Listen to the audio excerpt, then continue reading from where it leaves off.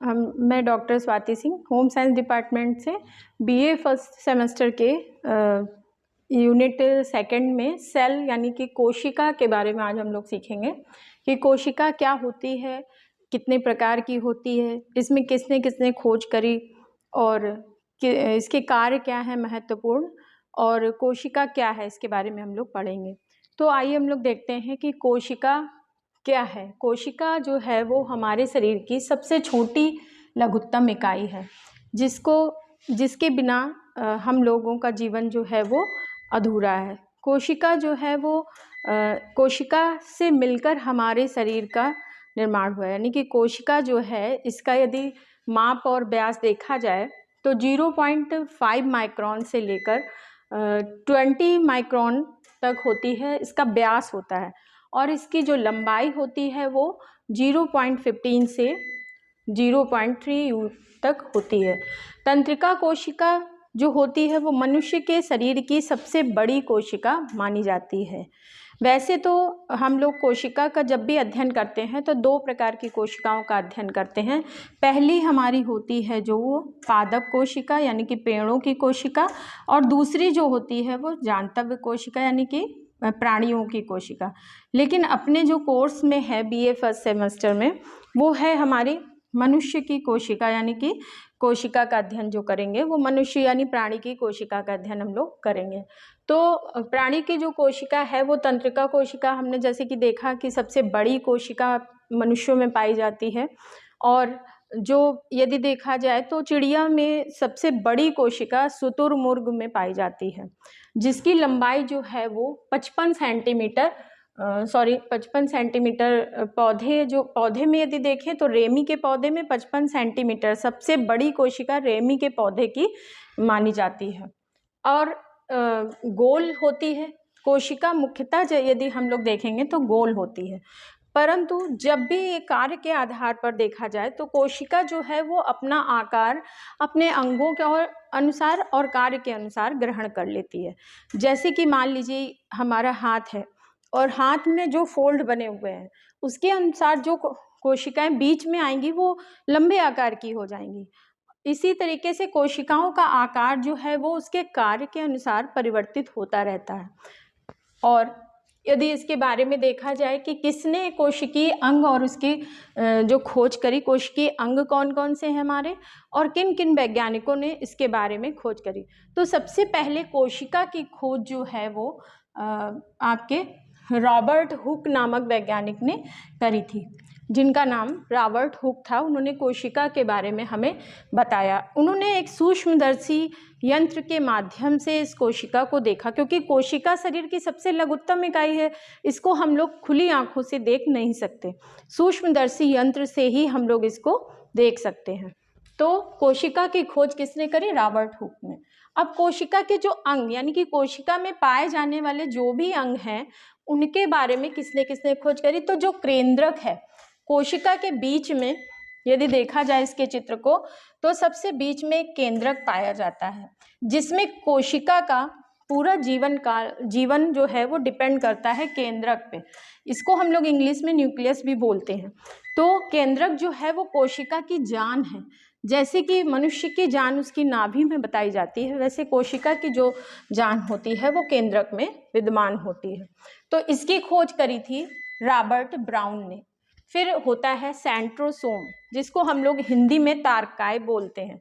तारकाय जो है वो सेंट्रोसोम एक सितारे के आकार की आकृति होती है, जिसका काम होता है सेंट्रोसोम का कोशिकाओं का विभाजन करना। जब भी नर कोशिका और मादा कोशिका मिलती हैं और एक नई कोशिका का जन्म देती हैं, तो ये सेंट्रोसोम जो है वो कोशिकाओं का विभाजन करने का कार्य करता है। इसका बहुत ही इम्पॉर्टेंट रोल है और इसको हम लोग हिंदी में आकर्षण मंडल के नाम से भी जानते हैं। उसके बाद हम लोग देखते हैं गाल्गी काय यानी गाल्गी जाल के नाम से भी इसको जाना जाता है। ये कोशिका में एक जाल की तरह एक संरचना होती है, उसमें स्थित होती है। इसका क्या कार्य है कोशिका में? जो भी विष यानी कि जो भी हम लोग भोज्य पदार्थ खाते हैं, जब वो हमारे शरीर में विष का रूप धारण कर लेते हैं या बाहर से भी जो भी विष हमारे शरीर में आता है, ये उसको एब्जॉर्ब करने का गाल्गी जाल जो होता है, गाल्गी का, वो अपने अंदर इकट्ठा करता है और उसके बाद उसको बाहर निकालने का कार्य भी करती है। तो ये गाल्गी जाल जो है वो भी एक इम्पॉर्टेंट भूमिका निभाती है और इसकी खोज करी थी जॉर्ज गॉल्जी ने करी थी। उसके बाद हम लोग आते हैं माइटोकॉन्ड्रिया। माइटोकॉन्ड्रिया जो है उसको कोशिका का, इसमें लंबे पिंड के आकार की संरचनाएं पाई जाती हैं जो माइटोकॉन्ड्रिया कहलाती हैं। इसको हम लोग कोशिका का पावर हाउस भी कहते हैं। कोशिका में जितनी भी ऊर्जा होती है वो इसी माइटोकॉन्ड्रिया की वजह से ही होती है।